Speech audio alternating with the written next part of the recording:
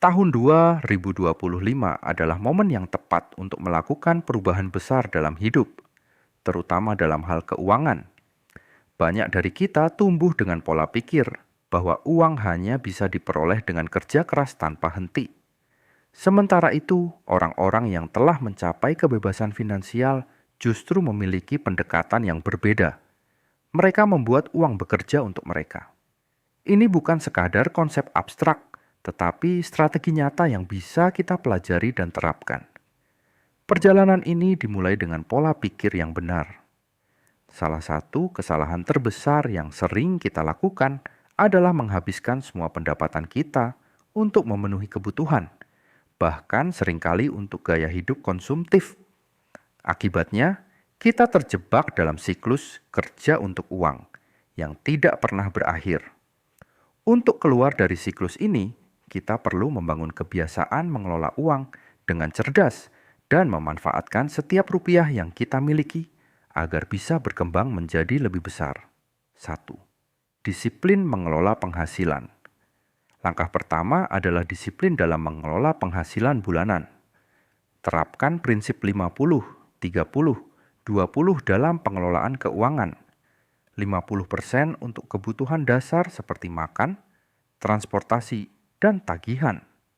30% untuk keinginan atau hiburan, dan 20% untuk tabungan atau investasi. Jika pengeluaran Anda saat ini lebih besar dari 50%, itu tanda untuk mengevaluasi ulang gaya hidup Anda.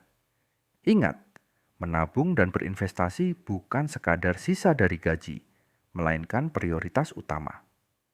2. Fokus pada investasi yang sesuai tabungan saja tidak cukup. Uang yang hanya disimpan di rekening akan tergerus inflasi setiap tahunnya.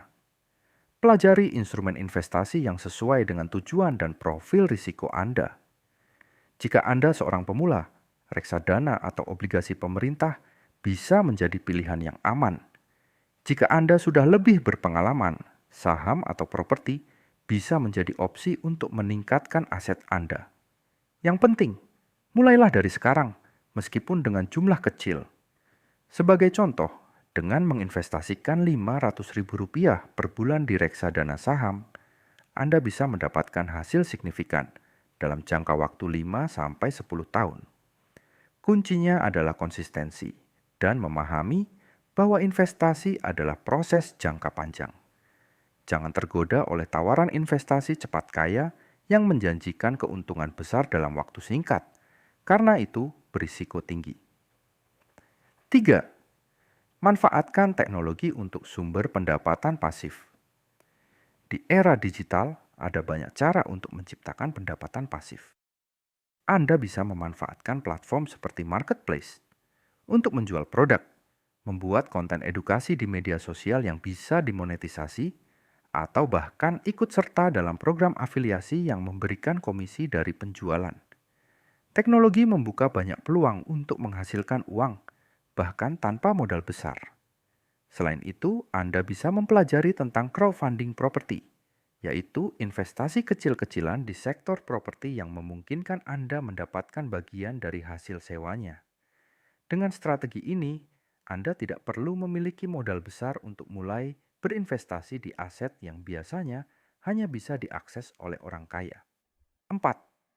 Kurangi pengeluaran konsumtif dan fokus pada pengeluaran produktif. Salah satu langkah penting lainnya adalah mengurangi pengeluaran konsumtif.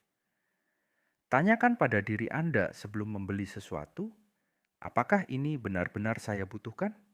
Apakah ini akan membantu saya mencapai tujuan finansial saya? Dengan mengurangi pengeluaran untuk hal-hal yang tidak penting, Anda bisa mengalokasikan lebih banyak uang untuk investasi atau meningkatkan keterampilan Anda. Pengeluaran produktif adalah investasi pada diri sendiri, seperti mengambil kursus, membeli buku, atau mengikuti pelatihan yang dapat meningkatkan kemampuan Anda. Di tahun 2025, skill adalah aset berharga yang bisa membuka pintu ke peluang baru, baik dalam pekerjaan maupun bisnis. Kelima, bangun mental tahan banting dan konsisten. Perubahan finansial tidak terjadi dalam semalam. Anda perlu membangun mental tahan banting dan konsisten. Akan ada godaan untuk kembali ke kebiasaan lama, terutama ketika hasil investasi belum terlihat. Namun, ingatlah bahwa setiap langkah kecil yang Anda ambil hari ini akan memberikan dampak besar di masa depan. Kebebasan finansial adalah maraton, bukan sprint. 6. Ubah pola pikir. Dari bekerja untuk uang, ke uang bekerja untuk kita. Kunci dari semuanya adalah mengubah cara Anda memandang uang. Uang bukan hanya alat untuk membeli barang atau membayar tagihan, tetapi juga alat untuk menciptakan lebih banyak peluang. Dengan mengalokasikan uang Anda pada aset yang produktif, Anda membangun sumber pendapatan pasif yang bisa mendukung kebutuhan Anda di masa depan. Bayangkan di masa depan, Anda bisa hidup nyaman tanpa harus terus-menerus bekerja keras.